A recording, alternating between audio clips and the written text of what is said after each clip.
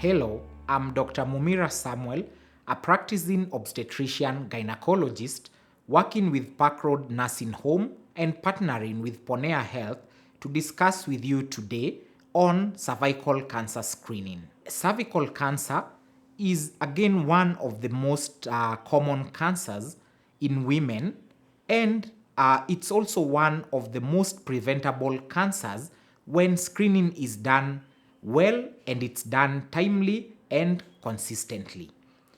Here I have a model with me which will highlight the location of the cervix.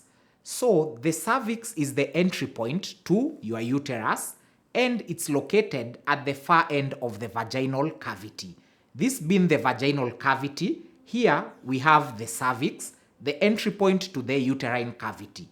So when we are discussing about cervical cancer or cervical cancer screening, we'll talk about screening of this area through certain methods that we'll divulge or talk more about. Cervical cancer screening will be done in several methods depending on one, the financial capability of our clients. The most popular one in our region is a test called Pap smear, or in full Papa Nikolai staining. Pap smear will involve taking you to or examining you, and when we are examining, we'll take a look at your cervix, which is at the far end of your vaginal cavity, and we'll take a sample using a silicone brush.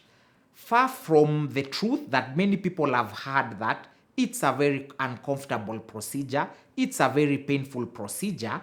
Far from that, it's a very straightforward procedure. When and if you're very relaxed, it won't be painful, it won't be uncomfortable, and yet it's a very important test to be done so that we are sure that you are of good health and you are a well woman.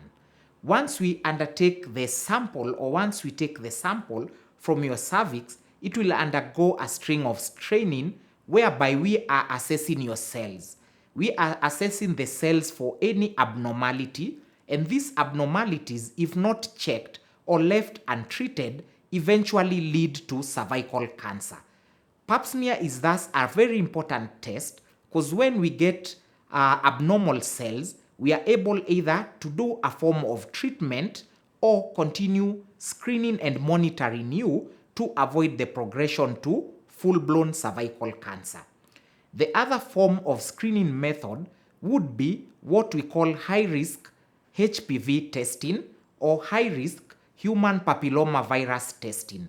This is similar to a pap smear, but now we are not looking at your cells, we are looking at the presence of human papilloma virus or HPV virus and the presence of it in your cervical cells.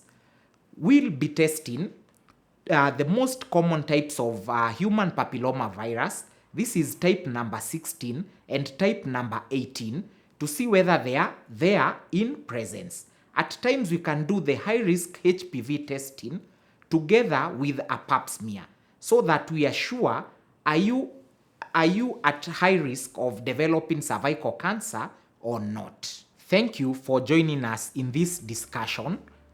You can book my services at ponea.com, and we are looking forward to you joining us in the next episode. Thank you.